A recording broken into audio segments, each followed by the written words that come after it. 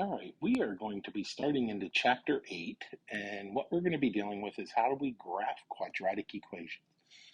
We will be looking at a couple different examples of how to do this.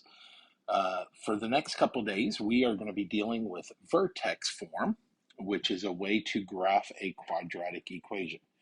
Later on, we'll do some standard form and intercept form, things of that sort. Okay, so let's start off with what makes this a quadratic. So we're going to take a look at this graph. It says complete the t-table and graph. Now, when we look at this, what we're simply going to do is we're going to start in and say, okay, if I plug 2 in for x, 2 squared is 4, 1 squared is 1, 0 squared is 0, negative 1 squared is 1, and negative 2 squared is 4. So if we come over to the graph and we plot those, we have 0, 0, 1, 1, 2, 4, negative 1, 1, and negative 2, 4. And if you notice, the shape of this graph is what we like to call, and what is called, a parabola. The parabola is the shape of the graph of a quadratic. So what makes something a quadratic? Well, if we look back at our equation, the fact that the highest degree term has an x squared to it. We don't care if there's other numbers here, but the highest degree term has an x squared.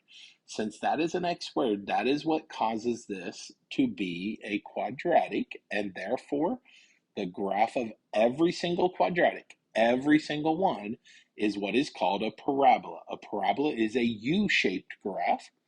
Okay, now this particular one, y equals x squared, is actually called the parent graph. And the reason that's called the parent graph is because all other graphs can be moved around from this graph. So all other graphs can come from this. So what we're going to do is we're going to use this thing called vertex form to be able to manipulate this original graph. Now, before we get to that, we also need to talk about a couple other things.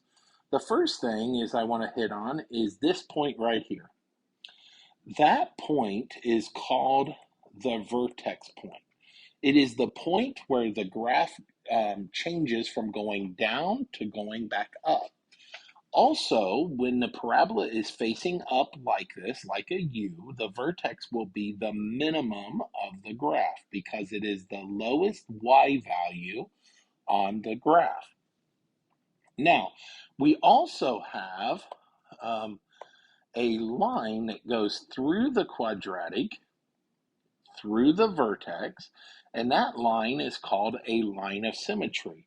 If you notice, remember, symmetry means that if we cut it in half, it would fold onto itself. And that is exactly what a quadratic or a parabola graph will do. It will always have a line of symmetry through it that goes through the vertex. Okay?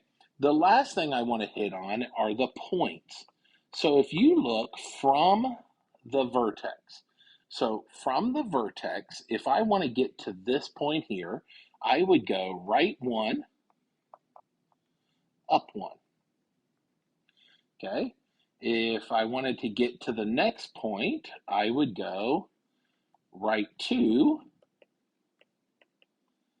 up 4. If I wanted to go the other way, I would go left 1, up 1, and left 2, up 4. Now, when you look at those should look familiar because they are the square of that number. So if I go the x value, I go to the right 1 and I square that, I go up 1. If I go to the right 2 and I square that, I go up 4. If I went to the right 3 and I square that, I would go up 9 units. Now, that movement will always stay consistent as long as we're not stretching or shrinking those.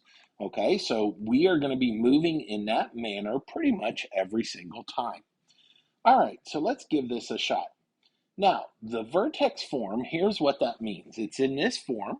Now, this form should look kind of familiar to you. It kind of looks like the absolute value graphs. We're going to focus in on two today. We're going to focus in on H and K. So when we're in vertex form, this is what it would look like. Now, when we are focusing in on H is going to give us a horizontal shift. Okay, so notice where H is. H is inside the grouping with the X that's being raised to the exponent.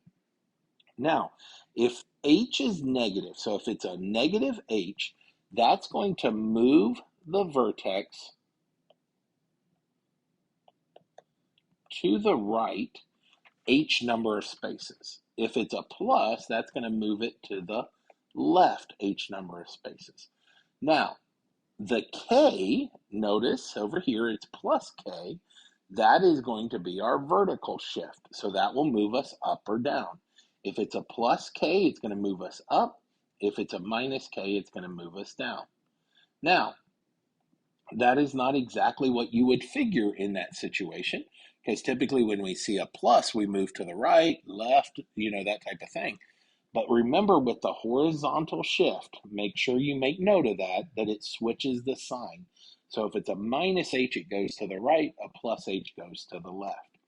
All right, so if we look at the directions, it says state the transformation, vertex, and the graph. So we're going to come in here, and I first start off, and I see the +3. It's inside the grouping, so that is going to shift the vertex left 3 units. So now the vertex is not going up or down any, but it moved to the left 3. So now we're going to take that and we go to graph it now. So I'm going to go 1, 2, 3. I'm going to put my dot.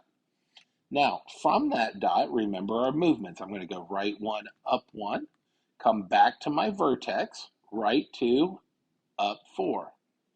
Then I'm going to go left 1, up 1, left 2, up 4. And at this point, we draw our U shape. Now, a couple things about the shape. Make sure it doesn't come to a point. It should have a rounded portion to that. It should not come just straight down to a V, because that's an absolute value graph. All right, let's try the next one. So on this next one, we notice that we have a -2 here. That minus is on the outside of being squared, so that is going to shift the graph down 2. So now, if you think of the vertex, the X isn't going to move this time, but the Y value is going to move to a -2. So now when we come to graph it, I come down 2, I put my dot. That is my vertex. From there, I'm going to move right 1, up 1, left 1, up 1, right 2, up 4, and left 2, up 4. Connect my points, and there is my graph. Okay, let's keep going.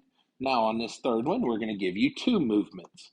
So the first one, we have a -2 inside and a +1 outside. So let's start with the inside. So it's a -2 on the inside, so that is going to shift it right 2. The +1 on the outside is going to shift it up 1. So when we look at this, right 2, remember that's my X, up 1 is my Y. So I'm going to go right 2, up 1. There's my vertex. Then from there, I'm going to go right 1, up 1, left 1, up 1, right 2, up 4, left 2, up 4. Connect the dots, and there is your parabola. Okay, let's try a couple more just for practice. So on this one, we start off, we have a +4 inside, a -3 on the outside. So the +4 is going to shift left 4. The -3 is going to shift down 3. So when we look at the parabola, that's going to be, my vertex is going to be at -4, -3, -4 because it went to the left, -3 because it went down. So 1, 2, 3, 4, 1, 2, 3. There's my vertex. Now from that vertex, I go right 1, up 1, left 1, up 1, right 2, up 4, left 2, up 4. Draw in our U shape, our parabola, and there is our graph. Okay, let's try this last one here. So we're going to start in. I have a -1 on the inside, a -8 on the outside. So this is going to shift right 1, and it is going to shift down 8. The right 1 because it's inside and it goes opposite of the sign. The down 8 because it's outside and it goes with the sign. So if I move to the right 1, that's going to make my x value a 1 for the vertex. If I shift down 8, that's going to make it a -8. So I come over to the graph, I'm going to graph 1, -8. So 1, 1, 2, 3, 4, 5, 6, 7, 8. From there, I go right 1, up 1, left 1, up 1, right 2, up 4, left 2, up 4. And there's my graph. And that is how we go through the process of graphing a quadratic horizontal and vertical shifts using the vertex form.